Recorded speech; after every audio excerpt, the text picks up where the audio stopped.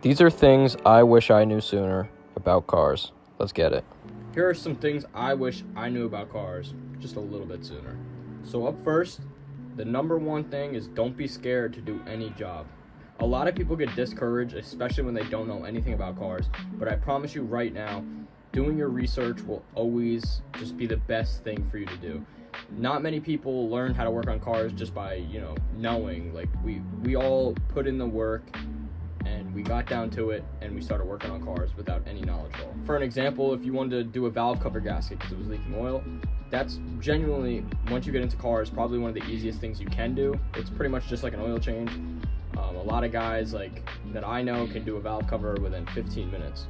But at first, obviously, we were scared to do it because we didn't know how to do it. But once you do it for the first time, you'll never forget. So don't be discouraged to do a job for the first time.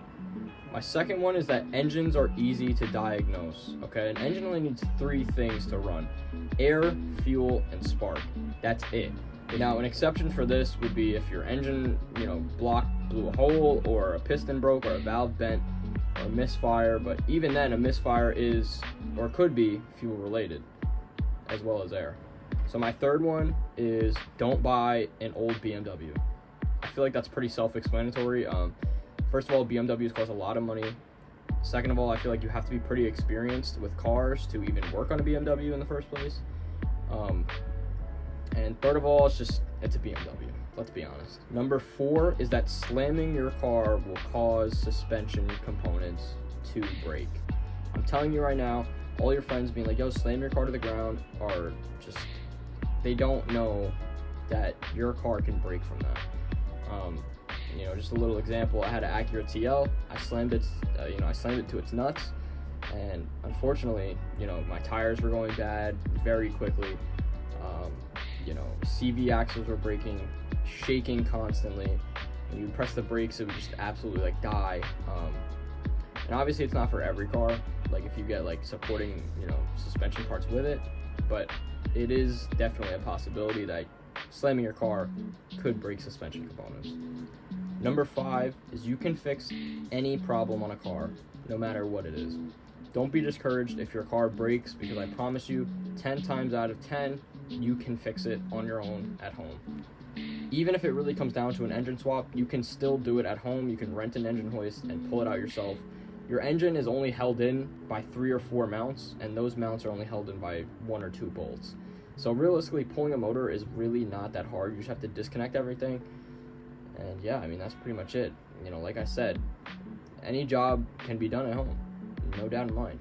Number 6 is just don't get into cars at all, because you're going to waste all your money on them. My main thing with that is that you're going to spend all your money on car parts and you're never going to pay your bills. So that's definitely one thing I wish I knew sooner before getting into cars, is that I'd be broke as shit all the time, and also that my car would never run, and that I would have no money. So yeah, that's the next one. So the next one is that body work is not as hard as it looks, okay?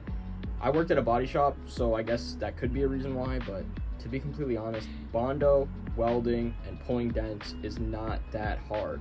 I'm telling you right now, if you do research and you do it step by step, and you realize, how these things work, it becomes a lot easier.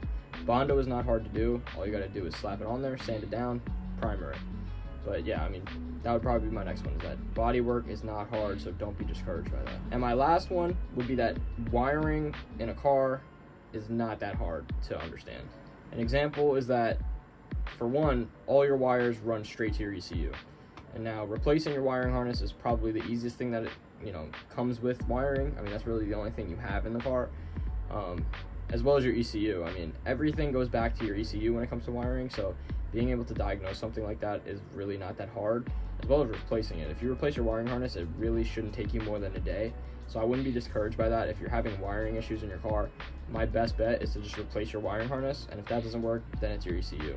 And at that point, the ECU is right there. It's just a box, unplug it, plug the new one in, and then that's it. So yeah, those are the things that I wish I knew sooner when it came to working on cars. I wish somebody would have told me that, because I've had plenty of cars that I passed up on or even gotten rid of because of certain issues. And now that I have the experience that I do have, I wish I would have known some of the things that I knew now, because I'd probably have some pretty cool cars. But yeah, guys, I hope you enjoyed the video, and that shit be blowing me.